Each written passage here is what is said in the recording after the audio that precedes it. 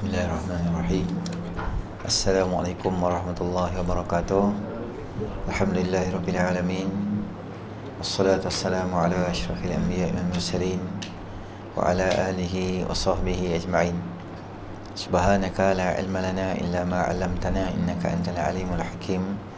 Rabbi shrah li sadri wa yassir li amri wahlul 'uqdatam min lisani yafqahu qawli, amma ba'd.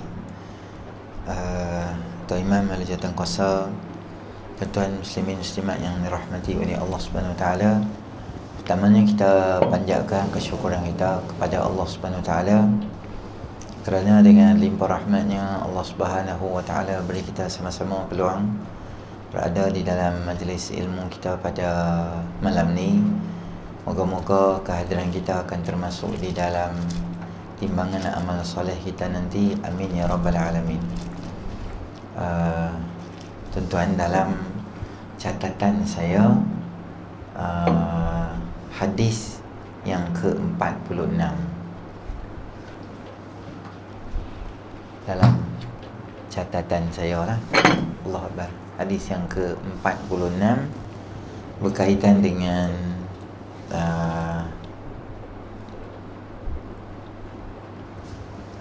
Nabi SAW mengajar orang yang tiada mengerjakan sembahyang. Baik.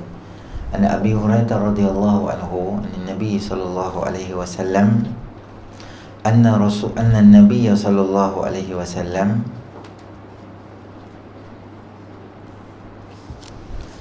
dakhala al-masjida fadakhala rajulun fasalla. Fadakhala rajulun fasalla. ثم جاء فسلم على النبي صلى الله عليه وسلم فرد النبي صلى الله عليه وسلم فقال ارجع فصلي فإنك لم تصلي فصلى ثم جاء فسلم على النبي صلى الله عليه وسلم ارجع فصلي فإنك لم تصلي ثلاثا فقال والذي بعثك بالحق نبيا فما أحسن غيره فعلمني. قال إذا قمت إلى الصلاة فكبر ثم اقرأ ما تيسر معك من القرآن ثم اركع حتى تطمئن راكعا ثم ارفع حتى تعدل قائما ثم اسجد حتى تطمئن ساجدا ثم ارفع حتى تطمئن جالسا ثم اسجد حتى تطمئن ساجدا ثم افعل ذلك في صلاتك كلها. Baik. Daripada Sayyidina Abu Hurairah radhiyallahu anhu, katanya bahawasanya baginda Rasulullah sallallahu alaihi wasallam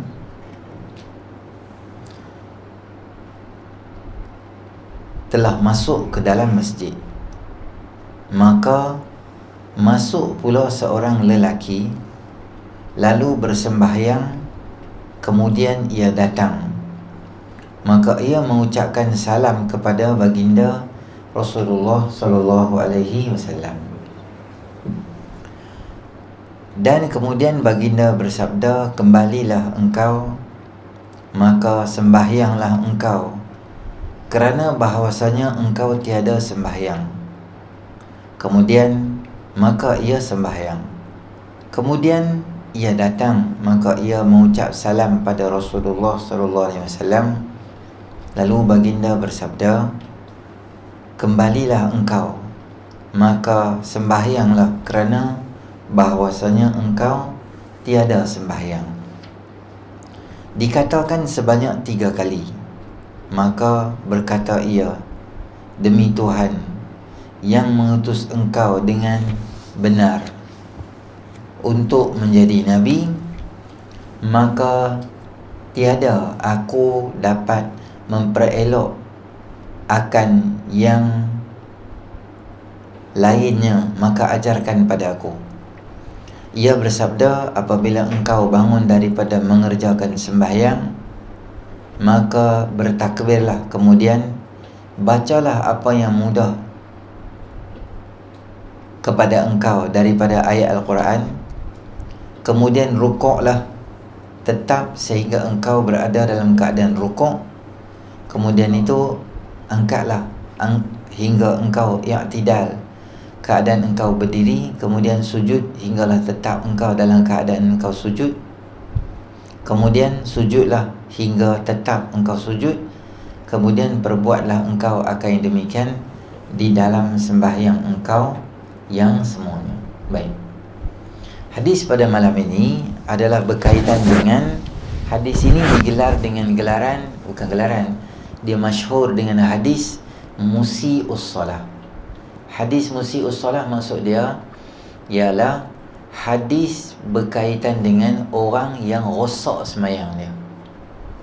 Cerita dia, satu hari Nabi SAW ada dalam masjid masa tu bersama dengan para sahabat. Seorang lelaki, dia masuk dalam masjid, kemudian dia dah habis sembahyang, semua selesai dah. Masa dia nak keluar daripada sembahyang dia, maka Nabi SAW kata kat dia, hang irji' fasalli fa innaka lam tusalli. Hang pergi sembahyang balik. Yang tadi tu sembahyang kira tak betul, sembahyang tu, sembahyang balik. Dia pun masuk, pergi sembahyang balik. Sembahyang kali kedua selesai semua dah, dia balik, dia bagi salam kat Nabi. Nabi kata sekali lagi, irji' fasalli fa innaka lam tusalli. Hang pergi sembahyang balik sebab sembahyang tadi tu tak betul. 3 kali.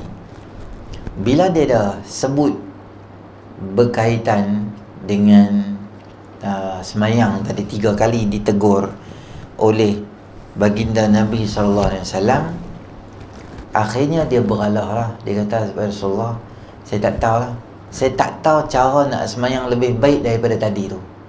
Itulah yang paling elok sekali hak boleh sembahyang. Kau ajarkan pada aku macam mana aku sembahyang. Kemudian Nabi ajak dia lah sembahyang dengan tumakninah dan sebagainya. Baik, ada beberapa benda yang kita nak kena tengok daripada hadis ni.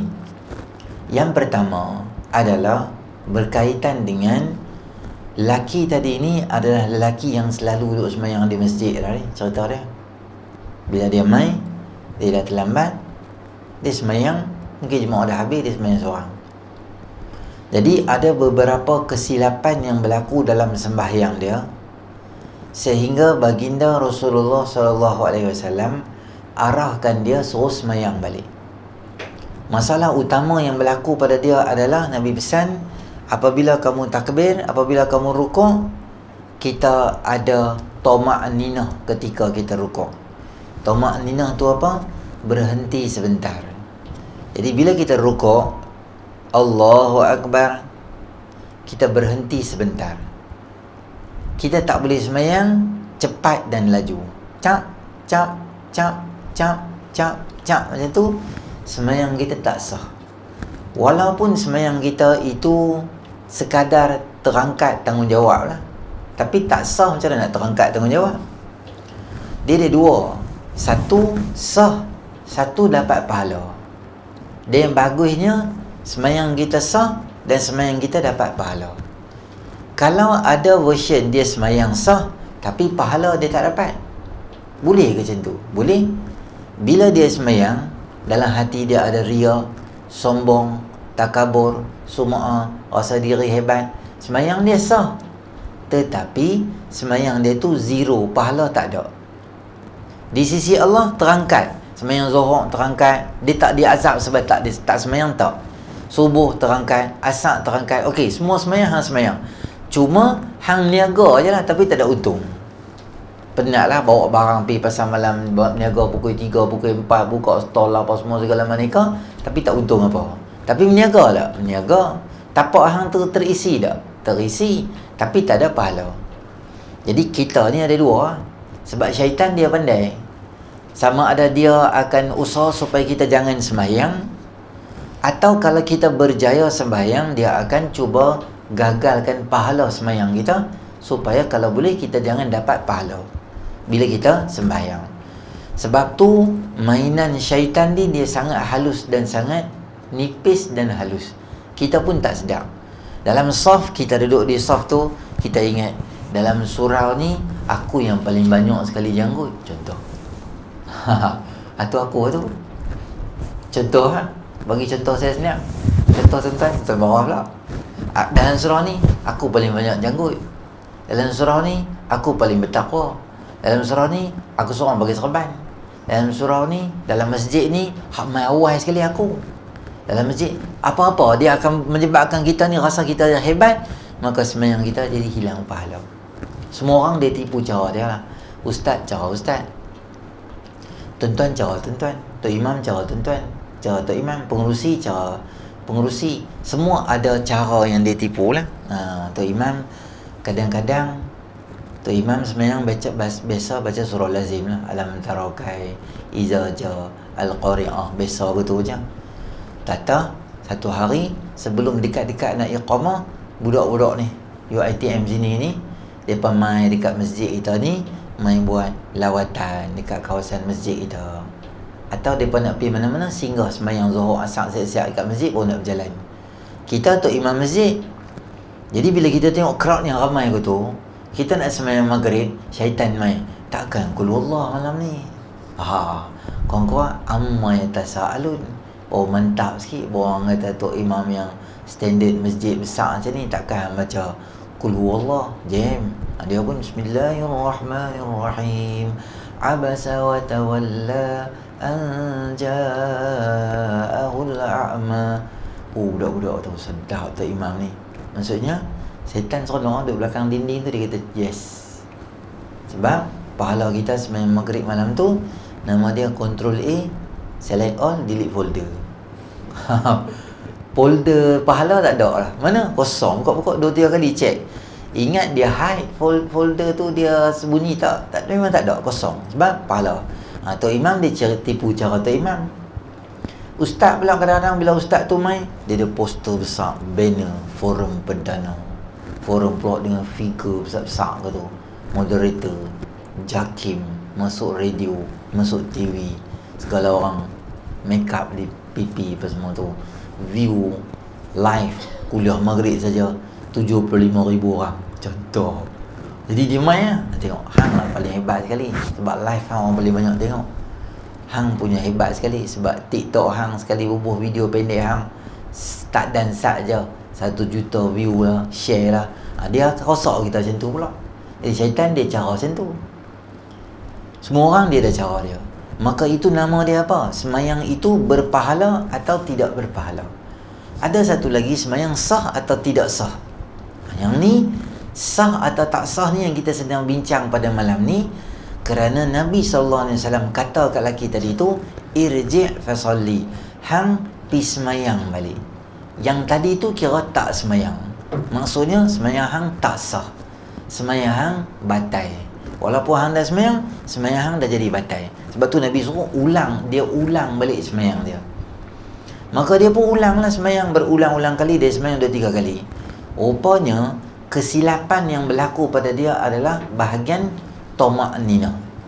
Jadi bila kita sembahyang, kita kena ada nama dia adalah toma'ninah. Maksud dia berhenti sebentar.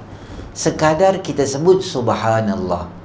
Walaupun kita tak zikir subhana rabbiyal azim atau subhana rabbiyal a'la wa bihamdi 3 kali tu, tapi kita rukuk Allahu akbar, duduk saat macam tu dalam 2-3 saat sekadar sebut subhanallah, kita bangun, maka sembahyang kita sah. Tapi dari segi pahala dia kurang sebab kita tak zikir. Zikir tu sunat hay'ah. Kalau kita buat dapat pahala, kalau kita tak buat rugi. Di sisi rugilah kita tak buat zikir tu, pahala kita jadi kurang. Tapi sembahyang tetap sah sebab ada toma'ninah. Di i'tidal sami Allahu liman hamidah, kena berdiri betul elok dulu baru kita bergerak. Maka jangan ada di kalangan kita apabila dia sembahyang, dia sembahyang tu dalam keadaan laju. Contoh saya bagi tahu, saya tak ingat cerita kepada tuan-tuan, ramai orang dia bangun sami Allahu liman hamidah, bila dia bangun daripada rukuk, tangan dia still duk bergerak lagi macam ni. Lepas tu dalam keadaan duk bergerak macam tu, terus dia turun ke bawah, maka sembahyang dia batal. Sebab dia tidak ada tomak nina tadi tu. Jadi dia bergerak kaki dia tu, tangan dia tu dia bergerak. Jadi cara dia macam mana? Sami Allah liman hamidah, berhenti. Kita jadi macam tersekat di situ. Kalau bahasa video, pause set. Lepas tu play balik, pause balik, play balik macam tu. Ustaz, saya tengok depa semayang kat viral masa semayang tarawih tu laju cucak. Tu ke semayang, tu exercise. 8 lagi, 1 2 3, lepas 20 menyerap tu. Semayang dia bukan macam tu tujuan dia. Jadi semayang dia kena tenang. Jadi semayang nak tenang ni macam mana? Bagusnya ni, salah satu daripada kaedah kita boleh ambil ni adalah kita semayang berjemaah, insya-Allah dah jadi tenang. Laki tadi tu dia main lambat lah kot. Sebab Nabi dah semayang dah habis selesai, Nabi duduk tepi tu baru dia main semayang. Kena Nabi suruh dia semayang balik. Jadi kalau salah satu tips untuk kita selamatkan semayang kita dengan betul adalah solat berjemaah. Solat berjemaah ni walaupun tok imam tu dia urgent, dia ada benda, isteri nak ajak pergi kenduri dan sebagainya pun, dia akan semayang dengan tenang. Cuma dia akan ringkaskan bahagian wirid, dia ringkas. Sebab dia ada urusan apa-apa. Kalau Assalamualaikum, istighfar sikit, dia pun baca ayat kursi apa, dia doa ringkas, dia tak zikir dah, dia pun balik. Sebab dia ada urusan, kebiasaannya. Jarang kita tengok tok imam semayang top speed yang laju, semayang fardu yang biasa, sehingga mencederakan semayang kita. Jadi semayang kita ni, bila kita buat semayang tu untuk Allah SWT, maka kita pelihara kualiti dia. Sebab semayang yang berkualiti, dia akan doakan pada kita. Semayang yang cincai, dia akan doa ke atas kita. Doa kepada dengan doa ke atas. Ke atas maksudnya doa tak bagus. Ya Allah, orang yang semayang dengan keadaan elok, semayang dia akan naik. Ya Allah, macam mana dia jaga aku, kau jagalah dia. Ya Allah, kalau orang semayang cincai, ya Allah, macam mana dia cincaikan aku, kau cincaikan hidup dia. Sebab tu kita tengok kadang-kadang orang semayang 5 waktu tapi hidup jadi huru-hara. Ada juga orang semayang 5 waktu, jadi macam-macam masalah berlaku. Pada hakikatnya orang macam tu, dia lebih pada belum sembahyang lagi. Dia sembahyang tapi belum mencapai kriteria orang yang sembahyang. Sebab di zaman Nabi SAW ada seorang lelaki, dia sembahyang, malam dia bercuri. Pagi syak, dia pergi tukar baju semua, kostum dia yang sesuai, dia pun pergi rumah orang, pergi curi.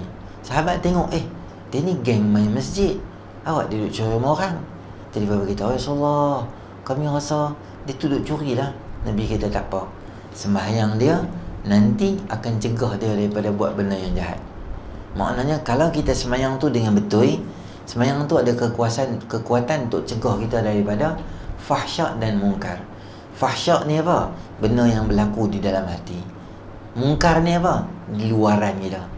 Maksudnya orang yang sembahyang elok, mulut dia jaga elok, hati dia elok, dia tak akan ada perasaan dengki pada orang. Orang lain naik pangkat, dia tak akan rasa payah. Orang dapat anugerah, pergi sampai Kuala Lumpur terima anugerah, bulan Facebook dia dengki, dia kata dia ni mesti kipas bos lah apa.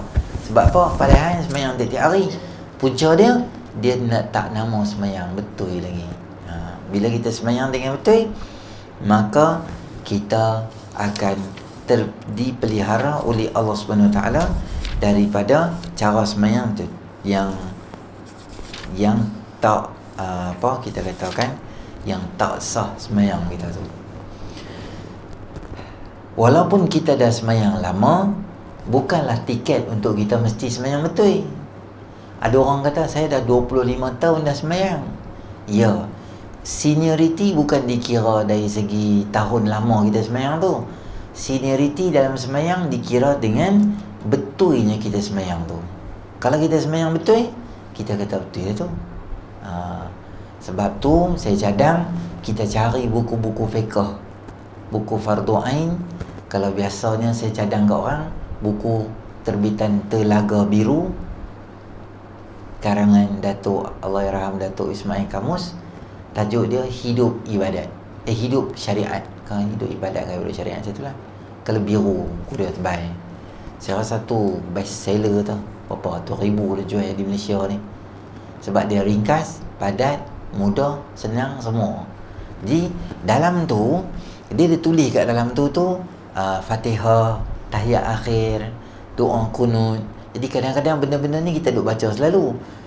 Ni dari segi perbuatan, dari segi pembacaan kita pun kita kena clarify balik. Kadang-kadang kita dah dengar Allahumma hdini fi man hadait wa afini fi man afait.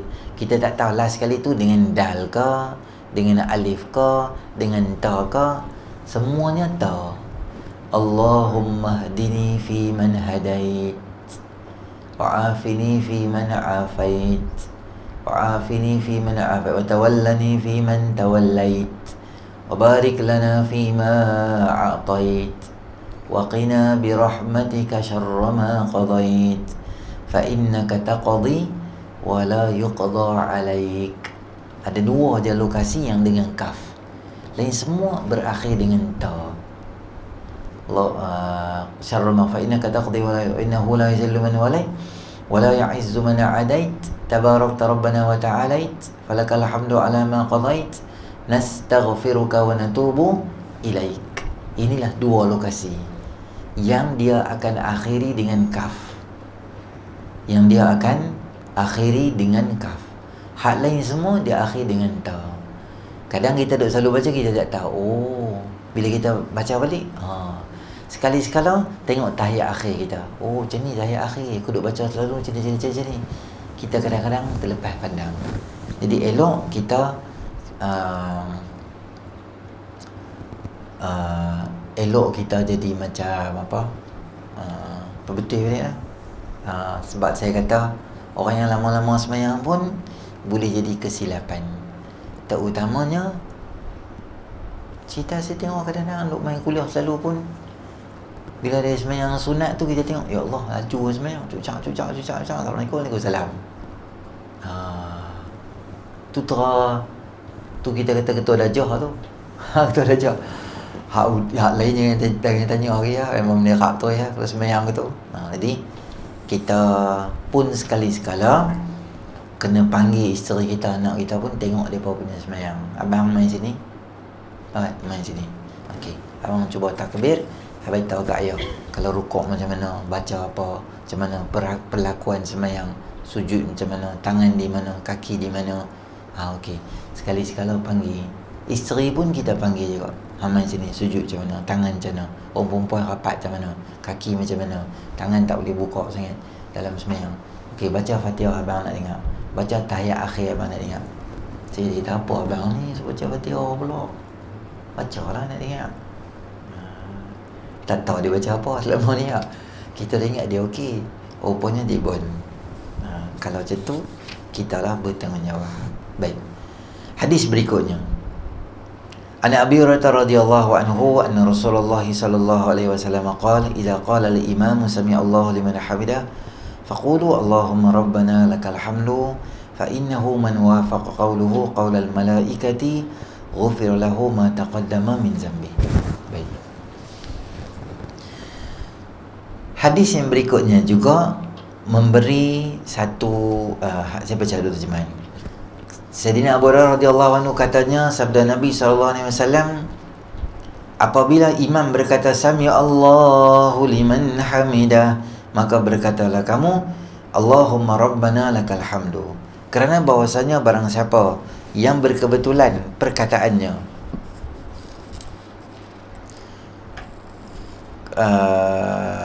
akan perkataan malaikat, nescaya diampunkan baginya apa yang terdahulu daripadanya.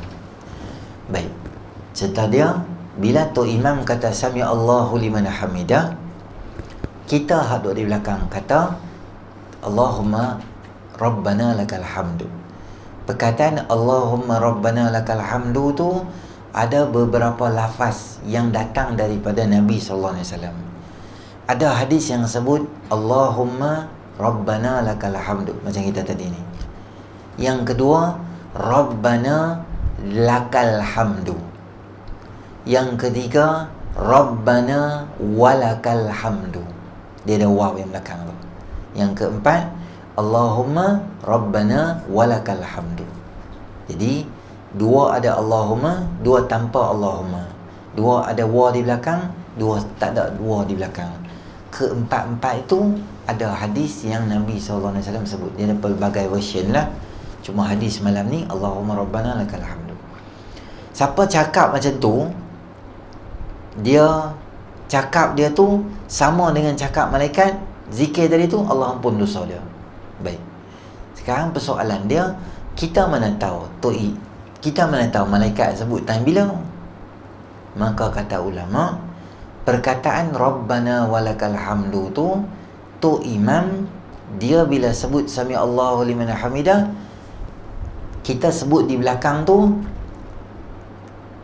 yang tu imam sebut tu sama dengan kita sebut tu, maksudnya perkataan malaikat adalah perkataan sama dengan tu imam. Tu imam kata Sami Allahu liman hamidah, kita di belakang tu Rabbana walakal hamdu, sahut sabutan malaikat, sahutan imam tadi tu, maka Allah akan ampunkan dosa kita yang dahulu. Di dua lokasi benda tu. Di mana satu lagi? Bila kita kata amin. Amin pun sama juga. Man wafaqa ta'minuhu ta'minal malaika ghufira lahu ma taqaddama min zambi. Siapa yang amin dia sama dengan amin malaikat, Allah ampunkan dosa dia. Amin malaikat dengan siapa? Amin malaikat sama dengan amin tok imam. Jadi kita amin, malaikat amin. Dalam sembahyang, jadi kita, benda ni tuan-tuan hanya ada dalam mana? Hanya ada ketika solat berjemaah. Kalau kita sembahyang seorang, kita tak dapat kelebihan ni. Termasuk dalam kelebihan amin tadi tu. Sebab tu, kalau kita berusaha untuk dapatkan solat berjemaah, ada banyak kelebihan yang Allah Subhanahu Wa Taala akan berikan pada kita. Macam mood kita lah kan sekarang tuan-tuan kan. Lepas habis Ramadan tu, kita rasa macam aku dah banyak dah buat lah, Tuhan duk kira pula dengan aku, lepas hari aku tak main dah. Dia ada tu balik macam orang balik Mekah lah kan, balik umrah lah. Lepas tu orang tanya dia, Haji yang balik umrah ni travel mana? Lama tak nampak main surau. Dia kata, aku seminggu dua ni tak lagi kot, nanti bawa kopi. Dia tahu kan? Dia tahan bayang lah, aku pergi Mekah 100,000 pahala satu puasa, satu sembahyang. Di Madinah 50,000. Aku duduk lebih kurang duduk ada kat 7-8 hari. Kalau aku sampai mati tak sembahyang pun, kira Tuhan kira hutang aku lagi. Tak habis. Dia kira malas lepas sembahyang sebab dia dapat pahala berlambak lah.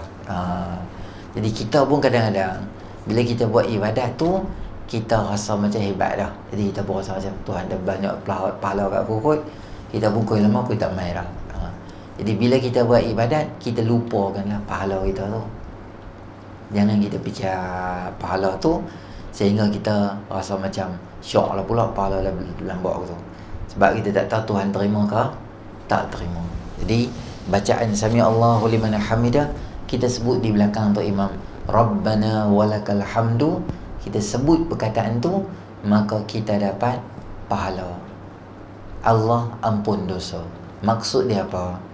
Kalau boleh, jangan sampai tu imam bangun pada rukuk lah. Kita kena ada di saf ketika tu. Kalau kita dah ambil wudu, tu imam dah mula baca surah, kita boleh ringkaskan wuduk kita. Tak payah baca sampai 3 kali. Sekali pun tak apa. 3 kali ni bila? Bila main awal ada masa. Sebab 3 kali ni sunat. Sekali rukun, 2 kali lagi sunat. Apa lagi sunat? Kanan, baca bismillah, semua tu sunat. Jadi bila kita nak semayang fardu ni, takut masbuk atau terlambat, jadi kita ringkaskan wudu. Tapi biarlah sempurna, jangan ringkas-ringkas tak sempurna pula. Sempurna sekali je, sebab kita tak mau dapat lambat semayang fardu, sebab itu sunat. Kalau kita dapat sebelum rukuk, cantik kan? Bila tu imam bangun Sami Allahu liman hamidah, kita pun dapat Rabbana walakal hamd.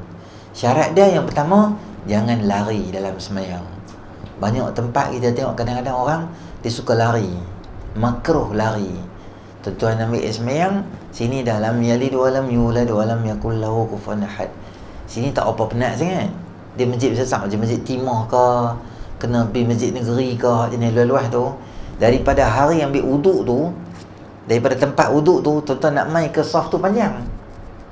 Jadi bila Tok Imam dalam yalid wa lam yulad, ataupun dia duk baca alam tarakai, kita takut tak sempat, kita lari, bergegak kunci dalam poket tu, kecung-kecang, lari, takbir, kita dapat rukuk tu.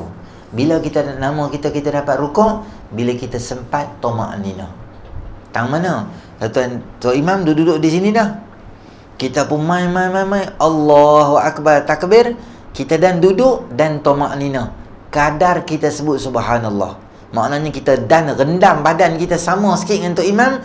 Tok Imam bangkit, Sami Allahu liman hamidah, Sami Allahu liman hamidah, Rabbana lakal hamdu, kita baca tu, maka kita dapatlah rakaat tu. Tapi kalau kita letak je kepala dia naik, kita tak sempat toma'nina, maka rakaat tu nama dia burn. Macam mana? Allahu Akbar, kita pun takbir, Allahu Akbar, ra sampai je ra, sejurus selepas ra tu, Tok Imam Sami Allah liman hamidah, maka kita tak sempat toma'nina, maka kita tak dapat rakaat tu. Atau lagi contoh tak dapat, kita dalam perjalanan, Allahu Akbar, Tok Imam bangkit, kita hanya selisih ke alam maya je. Jumpa babai kot tu ya. Kita turun, dia naik. Maksudnya tak sempat untuk kita ni nak toma'nina. Itu pun nama dia semayang kita masbuk juga, rakaat tu tak dapat. Tapi kita ingat, dalam ramai-ramai orang yang main lambat, kita lah pahala paling banyak, sebab kita paling rapat dengan Tok Imam, dekat dah nak ni. Bila Tok Imam dah, katalah kita main Tok Imam Sami Allah liman hamidah, apa kita buat? Kita takbir on the spot. Takbir, walaupun kita tak dapat rakaat tu, kita follow di mana Tok Imam Sami Allah liman hamidah, kita pun main takbir Allahu Akbar. Tok Imam sujud, kita sujud juga. Jangan tunggu baca WhatsApp dulu, balas email dulu. Sekali Tok Imam bangkit, lepas tu baca pula tahiyat awal, tunggu lagi, lepas tu naik balik. Jangan, lambat kan. Biar kita dapat pahala. Dalam banyak-banyak orang yang masbuk, kita dapat pahala yang lebih, kerana kita join sembahyang tu secepat atau sedapat mana kita boleh, kita join. Walaupun kita tak dapat rakaat, tapi pahala tetap kita dapat. Biarlah kita berada di dalam sembahyang dalam tempoh yang lama, daripada kita tunggu saja macam tu. Melainkanlah ada apa-apa benda kita nak perbetui ke apa-apa, maka segera kita ringkas dan cepat-cepat kita takbir untuk sembahyang. Jadi itu tanda kita dapat. Tapi kalau kita lari macam tu, masjid besar-besar macam tu, hukum dia makruh, kerana kita akan hilang fokus dan tumpuan, kita akan mengah dalam sembahyang. Letih. Sebab kita lari. Kalau tahiyat akhir dan letih tu nak hilang, mungkin dia 2 rakaat baru hilang. Dia tak hilang on the spot. Mengah tu dia pelan-pelan, tahiyat lagi, bangun lagi, apa semua tu. Dia nak main stabil tu dia lambat. Bila dia elok, mungkin rakaat kedua nanti. Tapi kalau dah tahiyat akhir dah, kita lari lagi, kita join dengan Tok Imam, Allahu Akbar, takbir sempat, maka 2-3 orang mai di belakang. Bila kita lambat, mereka lantik kita jadi imam. Payahlah kita nak baca, kita mengah tu. Bismillahirrahmanirrahim, Alhamdulillah, Malaysia. Dia belakang apa? Ini apa? Covid ke apa ni? Lagi orang takut pula semayang belakang kita. Jadi orang nak, kita pun serabut nak jadi imam kat orang dengan keadaan mengah macam tu.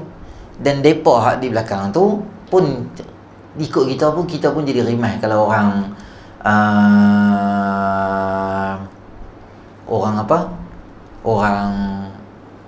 nak ikut kita dengan keadaan macam tu, kita pun rimai juga. Cumanya bila tuan-tuan main lambat, tapi ada grup di belakang 3-4 orang juga lambat, maka kita, Tok Imam dah tahiyat akhir, kita cari grup baru, kita buat sembahyang baru. Bila Tok Imam nak habis, 1. Nombor 2, ada orang yang nak join kita buat jemaah yang baru. Tapi kalau Tok Imam baru rakaat pertama, rakaat kedua, sembahyang Zuhur, tak payahlah buka jemaah baru. Syarat dia 2. 1, Tok Imam nak habis sangat dah.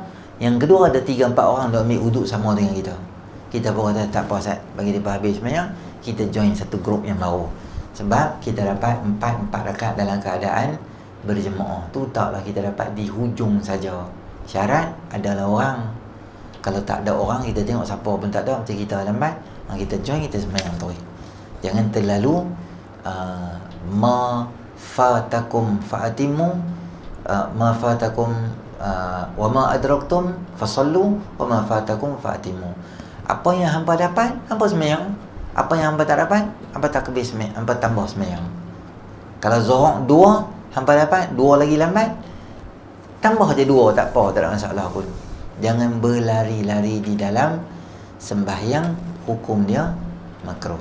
Kalau kita sempat untuk dapat sebelum rukuk, kerana kita dapat kelebihan dia apa? Kalau kita mat awal, kita dapat amin sama untuk imam. Kalau kita tak sempat awal sama amin sama untuk imam, kalau kesempatan, jangan lepas sami Allah dengan liman hamidah dengan untuk imam. Maknanya Allah ampun semua dosa dia dulu. Kalau dia rajin sembahyang berjemaah, maknanya banyaklah dosa dia diampunkan oleh Allah. Kalau dia rajin sembahyang berjemaah, banyak dosa dia diampunkan oleh Allah. Kalau amin, tuan-tuan boleh dapat amin ketika solat jahar, solat terang. Contoh subuh, contoh maghrib isyak.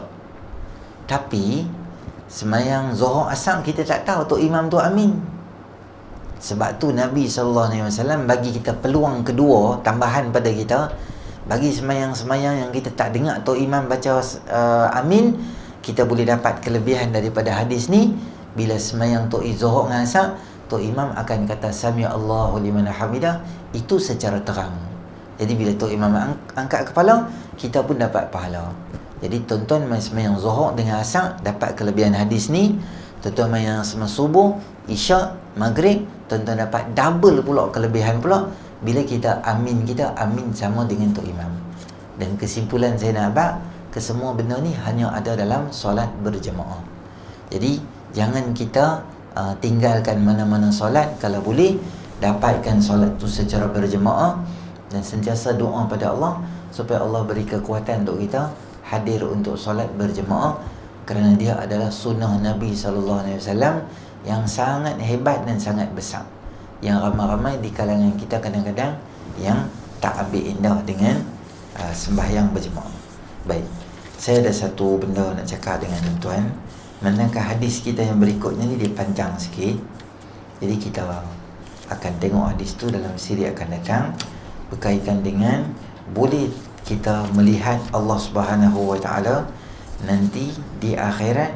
Semua manusia boleh tengok Allah Subhanahu Wa Taala, orang yang masuk dalam syurga. Adapun Mu'tazilah, mereka berhujah bahawa manusia ni tak boleh tengok Allah di dunia ataupun di akhirat. Di dunia tak bolehlah tengok. Nanti kita bincang kisah Nabi Musa teringin tengok Allah di dunia dalam surah A'raf, bagaimana nur Allah tu datang, gunung tu pecah dan hancur sehingga Nabi Musa pingsan. Nabi Musa kata, saya minta ampun dengan Allah, lepas ni tak mau buat dah, macam tu. Baik, isunya adalah berkaitan dengan isu kubur. Isu ni di hujung Ramadan dia timbul. Isu membina binaan di atas kubur. Tentu kalau pergi dekat sesetengah kubur, mereka akan buat tiles dekat kubur tu, buat batu mamar cantik macam tu, ada kawasan letak macam tu. Bolehkah kita buat macam tu? Jawapan dia boleh dan tak boleh. Ada dua jawapan. Apa yang tak boleh? Saya cerita tak boleh. Ruang meja kita ni tuan-tuan, 1, 2, 3, 4, katalah sampai sini 5 orang, 6 orang lah. 6 orang boleh tanam di kawasan yang besar macam ni lah, contoh. Tapi tuan-tuan, 6 orang, tanah kita Pulau Pinang ni, di Malaysia ni lah, tanah kubur ni, tanah dia adalah tanah wakaf. Tanah wakaf tu maksud dia apa? Dia hak milik bersama semua orang Islam. Dia tak ada hak milik kekal atau hang dapat strata ke, tak ada. Hang dapat strata pun dia tak akan dapat hak milik kekal, kerana dia adalah milik siapa? Milik Allah Subhanahu Wa Taala, dia milik pada semua orang. Jadi bila tanah tu boleh tanam 6 orang, hang pi tanam dekat situ dengan buat binaan, buat tiles dengan marmar. Kawasan yang boleh tanam 6 orang boleh jadi tanam hanya 4 orang sahaja. Jadi 2 lagi orang, dosa lah hang buat macam tu. Hang ambil hak orang. Siapa yang dosa? Arwah hak meninggal tu kan. Siapa dosa? Waris yang uruskan tu dia berdosa, kerana dia ambil hak orang. Satu.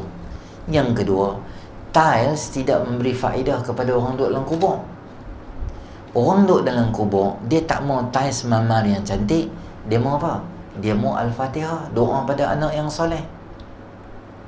Apa yang faedah untuk dia adalah dahan pokok yang hidup yang ditanam di atas kubur atau di sisinya. Pokok tu berzikir dengan Allah, dia akan turun rahmat, memberi faedah pada orang duduk dalam kubur. Ustaz tahu mana pokok zikir ke Allah? Betul juga. Kita benda kita tak tahu, kita tak boleh reka. Allah sebut dalam Quran, A'udzubillahi minasyaitanirrajim, wa in min syai'in illa yusabbihu bihamdi walakin la tafqahuna tasbihahum. Semua benda ni dia zikir ke Allah. Hampa yang tak tahu style dia zikir tu macam mana. Termasuk pokok dia zikir dengan Allah. Dan sabit daripada perbuatan Nabi SAW yang pernah cabut atau patahkan dahan, letak. Nabi kata, selama mana dia segar hidup dan dia berzikir, dia memberi keringanan pada orang duduk dalam kubur. Jadi kalau kita nak bagi orang dalam kubur tu senang, sikit membantu, backup vokal dia, bukan solo utama, backup dia sikit dengan apa? Pokok tadi tu. Adapun tiles tidak memberi faedah pada orang duduk dalam kubur. Dia tak mau. Tiles apa tu? Tiles tu nak buat bila? Tiles tu buat masa mak hidup lagi. Tu bawa anak berjenis. Mak hidup dalam keadaan bilik dia, hang pecah bilik dia, hambuh tiles baru kat dia, hak tak lincin di tandas dia tu, buat renovation tandas dia dekat dengan bilik dia. Dia senang nak pergi tandas, malam dia nak kiam, yang tu kedebuk-kedebak dia tak payah pergi mana dah. Tang tu je tandas dia. Tang tu baru anak champion 5 bintang. Ni mak tak ada lah bubuh tiles dengan jubing dengan mama tu buat apa? Dia bukan mau benda tu. Dan kalaulah orang sebelum kita buat macam tu, kita boleh tak tanam bapak kita? Tak boleh di situ. Dia jadi permanent tang tu. Maknanya bila hang ada tiles tang tu, dulu tak ada. Sebab tu kita boleh tanam ayah kita. Bila hang ada ruang, hang pergi buat tiles semua macam tu, orang lain nak tanam tak boleh. Dia kalau hak persendirian ni di mana? Di kampung Pelan adalah kubur. Tu boleh lah. Tu kubur Cina. Tu dia beli duit dia sendiri. Cina yang tak ada duit, dia pun bakar juga pakai kaedah yang sama. Jadi macam mana? Jangan ambil tu, sebab tu bukan tanah kita. Dan tuan-tuan, dia menyusahkan penggali kubur. Sebab apa? Penggali kubur dia tahu ni 5 tahun, ni 3 tahun, ni 2 tahun kawasan ni, dan ni dalam mana. Dia tahu semua lokasi tu. Jadi okey, sini dah 7-8 tahun, rasa okey dah ni boleh korek balik. Gaya nak korek, ada tiles. Baru ni satu penggali kubur tu, saya cerita kat satu surau, satu masjid tu, dia kata, Ustaz, betul saya kena lah. Dekat sejam lebih saya pecahkan tiles tu. Bawa segala hammer semua pecah-pecah, kutip, clear semua, tok tepi. Lepas tu saya baru nak korek pula. Dia menyusahkan saya. Jadi janganlah kita menyusahkan orang. Habis saya dah buat dah. Macam mana nak buat ni? Han tengok hari cuti. Hari-hari cuti kan, bulan grup WhatsApp family, kata kat dia, aku dah dengar dah ustaz kata macam ni, kubur bapak kita ada tiles ni, jom geng lelaki semua kita turun, kita pergi reban. Hampa pergi pecah sendiri lah senang. AJK besar pecah, hampa jadi marah pula. Hang sendiri pergi settle.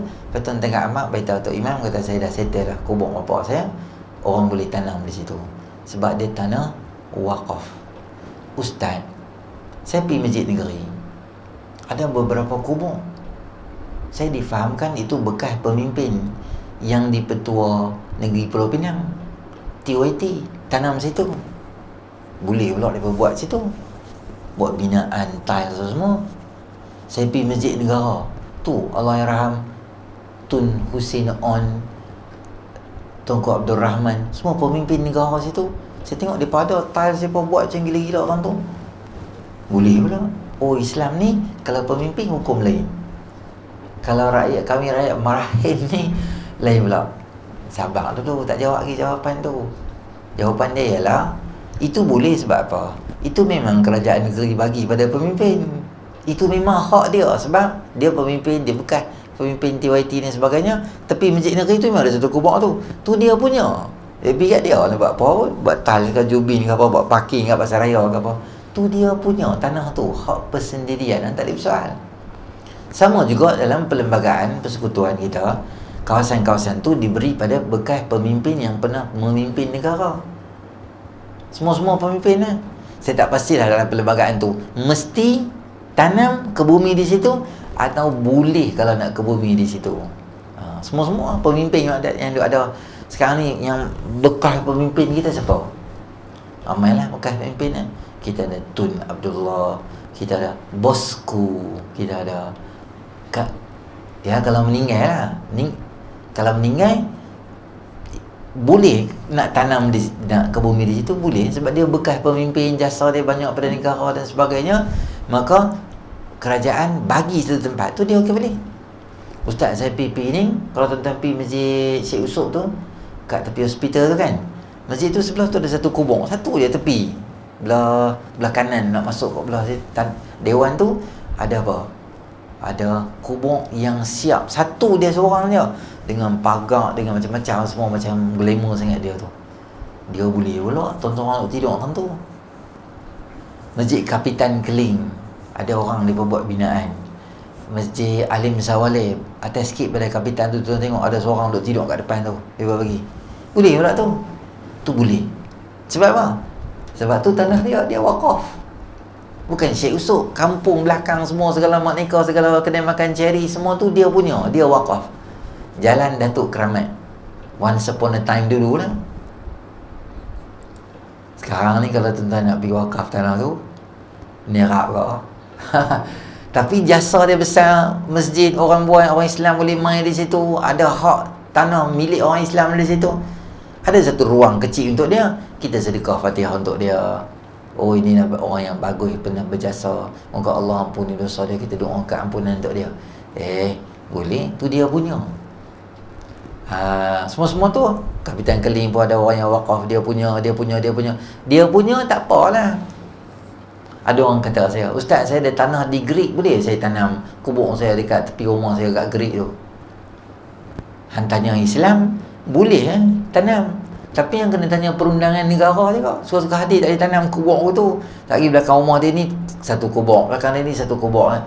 Nanti kerajaan mai tu kan dia disyak tak, betul ke kubur hang? Kubur siapa? Kan bunuh orang tanam belakang ni. Viral hari ni lah, potong 15 mak lah apa semua. Tak tahu macam mana cerita tu betul ke tak betul ke, kubur siapa belakang ni. Jadi pihak berkuasa tempatan, PBT kena rujuk MBPP lah kalau kita Pulau Pinang ni. Kalau Greek ni pergi tanya pihak pengurusan MBPP, boleh ke aku tanam di sini? Memang dia kubur aku, mak aku meninggal aku tanam tahun ni, boleh ke? Pergi tanya. Kalau polis kata okey, boleh tak ada masalah, tu tanah kita tanam, kita nak buat binaan ke apa, buat lah. Cuma kalau kerajaan negeri ada peraturan undang-undang tertentu, itu kena tanya, rujuk balik lah. Jadi eloknya kita tanam di tanah wakaf tu biasa boleh, tak payah buat binaan apa-apa. Cukup masa orang tambun tanah semua, buat kubur second layer, third layer dan sebagainya. Tak apa, mak kita walaupun kita tak nampak di mata kita, tapi mak tu sentiasa ada di hati kita, doa pada dia, buat kebaikan pada dia, semua hasil pahala juga. Supaya kita kita katakan apa, dapat pahala yang berterusan. Jangan kita buat naya pada orang. Okey, satu lagi yang saya cakap tuan-tuan, lama tak main kan, ala-ala sekarang ni lah banyak musim kenduri kahwin. Adalah kadang-kadang orang mesej saya, bolehkah Ustaz nak baca doa kat kenduri kahwin saya? Sebelum tu orang ada buat satu perubahan sikit. Dia kata, Ustaz, kenduri kahwin anak saya nak buat tazkirah. Ustaz, kenduri start pukul 12, Ustaz cakap 12 sampai 12.30, lepas tu kita makan semua orang. Saya kata, saya ada pengalaman untuk ceramah sebelum buka puasa di salah satu kedai nasi Arab lah. Di utara ni ada satu kedai nasi Arab. Jadi dia jemput saya. Kedai tu dia buat buffet apa buffet tu kan, RM40 bayar bulan puasa. Banyak RM40, kami makanlah kambing golek ke, kambing gelek ke, hampir gelek atas kambing pun tak apa. Janji hampir habis RM40 ham. Jadi orang ramai lah.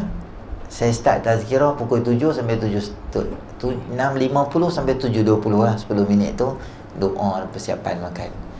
Orang ramai lah. Orang banyak RM40. Orang nak dengar ke ceramah hang? Orang nak lengkapkan kota RM40 tu, kambing lah yang tu lah. Anak dia duduk bising pula apalah. Anak dia tak pasal lah, budak kecil 3-4 tahun tu, dia suap anak tu, anak duduk bising dah menangis. Saya rasa macam sampah pula hari tu, aku cakap tu. Sampah pun tak dengar. Lari jalan sini, jalan sana. Saya fikir-fikir, tu dah hari terakhir saya ceramah masa sebelum buka puasa, di hadapan crowd yang ada hadapan makanan. Kalau di luar makanan, kita tazkirah dulu dalam ni. Okey, sebab kita punya tumpuan kita lain. Dah habis 7.15. Okey tuan-tuan, 7.25 buka puasa. Okey, sekarang makanan semua dah pack dah, dah letak dah AJK, tuan-tuan pergi duduk je. Okey, tu tak ada masalah. Tapi kita cakap orang duk ambil makanan jalan pusing. 2-3 kali saya kena, saya block terus ya. Saya tak akan ambil ceramah. Nombor 2, saya tak akan ambil ceramah selepas perarakan Maulidur Rasul. Bagus. Perarakan tu bagus. Lepas tu ceramah. Ceramah tu dia adalah rubbish nama dia. Siapa pun takkan dengar. Semua dah letih, tak larat, balik main dia tu tersanak tepi dinding, kipas ke tu. Budak-budak minum air mineral baling kepala kawan dia dengan air mineral botol kosong. Kampung dia naik basikal lompat kat sini bising ya. Siapa pun takkan dengar ceramah hang. Saya kata hang pergi jalan dulu, penat-penat semua habis, hampa makan bihun sup semua selesai, malam aku main ceramah. Malam tak ada benda makanan, fokus elok-elok dah. Tu sesuai nak ceramah. Lepas tu saya kata dia pukul 12 aku ceramah sampai 12.30, siapa nak dengar?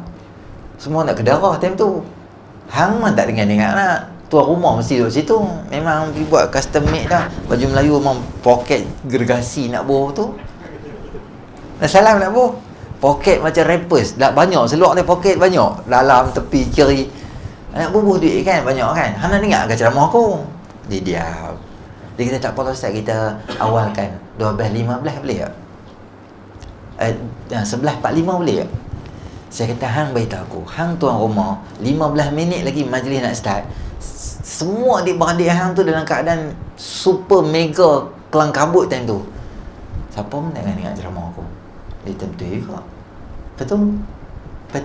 Betul apa? Hang buat kenduri semua selesai habis, malam aku ceramah hang main dengan adik-beradik. Tu senang. Di kenduri kahwin siapa nak dengar? Tak apalah Ustaz baca doa. Boleh kan? Saya bukanlah mengadar sangat tahu baca doa macam di kenduri kahwin. Boleh. Nama saya nak tengok kadang-kadang dia buat bersanding, dia bersalah pula nak baca doa time tu. Dia kata, yalah Ustaz, korang ada Islamik sikit. Saya bukan apa, sekejap lagi saya baca doa kan, nanti orang tengok, oh tak apa kot, kan kena kahwin macam ni, Ustaz pun baca doa, okey kot. Sekejap lagi dia pegang tu pula. Tak adalah saya figure sangat, public figure tak lah sangat. Tapi 1-2 orang kenal, dia kata, betul aku tengok. Lah zaman TikTok viral, dia kata kat amak tengok Ustaz maki 8 kilo lah, tak guna macam tu. Lepas tu kadang kita doa, dan pengantin duduk situ. Yang duduk main masjid ni bapak dia. Yang nikah anak dia. Anak dia bukan main masjid sangat. Kadang anak dia macam tu, anak dia contoh macam tu lah. Anak bapak selalu main masjid, dia pergi cari satu perempuan, tudung tak pakai. Dia duduk ketak nak kahwin dengan dia tu. Bapak dia pun jadi nak cakap macam mana, tak apa lah. Dah panggil geng masjid, panggil geng ustaz semua dah. Nak suruh ustaz baca doa. Macam mana saya nak baca doa? Dia tu tudung tak pakai. Kadang silap hari bulan dia pakai baju sampai ke dada gitu je. Pengantin perempuan dengan baju rambut-rambut gitu. Saya nak doa apa? Ya Allah, berilah keberkatan pada pengantin seperti mana kau beri keberkatan pada Yusuf dan Zulaikha. Zulaikha tak mana? Tak mana? Celah tak mana Zulaikha? Zulaikha jumpa pun marah saya. Hanya dengan lambik doa ulama aku dan doa. Ada lagi dan doa pengantin tu, ya Allah, bila keberkatan seperti mana Nabi SAW dan Khadijah. Khadijah. Tak mana berkat malaikat bawa main berkat, malaikat confused. Tak mana aku nak bawa pergi berkat jadi tak tahu tak mana nak letak tu. Jadi saya kalau boleh saya nak ustaz lain baca, itu up to you lah nak panggil ustaz mana tu memang pasal saya. Dia dah baca, tak apalah dia baca. Cuma saya agak tak adalah haram dan dosa masuk neraka, tak ada lah. Ustaz tu orang baca doa nanti masuk neraka. Saya rasa macam tak apa nak matching dua benda tu. Macam baju kalau kuning, seluar kalau merah. Dia macam badut pula rasa. Jadi kalau tuan-tuan rasa dah hang suka macam tu, sebab lagu pula kuat tadi tu, gedebang. Kalau di Penang tu ada Dewan Rakyat tu dekat Kampung Rawa tu, sebelah masjid. Sebelah itu Dewan. Tuan-tuan sembahyang Isyak, saya sebelum pergi Kenduri kadang-kadang singgah sembahyang Isyak tu bawa pergi Kenduri saya sebab sebelah. Allahu Akbar, waladhdallin, amin. Dia punya bass tu sampai sini tu. Tebang. Lagu apa hang bukan sampai kami duduk di masjid pun bergegak dah ni. Majlis tu dia suruh kita baca doa pula. Jadi Allah macam hang suka macam tu, hang jalan macam tu tak payah doa lah. Kami nak macam tu kan, lagu seronok semua apa lah merepek lah. Ada kugiran live. Hari main masjid kak. Biarlah sikit tak jauh beza pun, ada sikit perbezaan kenduri kita dengan kenduri kawan selalu tak main masjid tu, dia ada beza sikit lah. Boleh panggil DJ, boleh. Nak panggil orang qasidah, boleh. Nasyid ada, selawat ada. Kan kita ada alternatif yang berjenis sikit. Takkan panggil kugiran band perempuan tu tudung pun tak pakai. Oh Mas Mona. Saya pergi kenduri kahwin tu, DJ tu panggil, okey kita jemput sekarang ni mak mentua mai, mak pengantin. Saya tengok muka macam geng kuliah muslimat ni. Muka je bertakwa. Dia main tu, dia menyanyi sekali dengan suami dia. Lepas tu majlis tu pula besan dia, DJ ni yang tu ayak ni. Mai kita jemput pada pengantin bapa pengantin perempuan. Mai. Dia tu pun kopior apa macam tu lah. Mai. Tapi majlis tu orang semua tepuk tangan apa semua. Menyanyi, hang nyanyi, aku sambung, hang chorus, aku tarik lagu apa semua tu. Ada majlis tu. Tak payah aku rasa macam nak doa, tu tak nak doa dah. Aku takut kena azab lah aku doa majlis gitu. Dan kita suka macam mana, kita jalan macam tu lah, tak payah doa-doa. Ada beberapa orang yang ustaz pun kadang-kadang saya tengok bukanlah mengada tak cukup spek dah tu, pasal macam tak apa selesa kenduri. Jadi saya suka pergi kenduri kahwin ni semampu yang boleh awal sebelum pengantin tiba. Sebab tu saya kata biarlah lain sikit. Kalau hang buat kenduri maghrib, janganlah betul-betul azan maghrib tu pengantin main.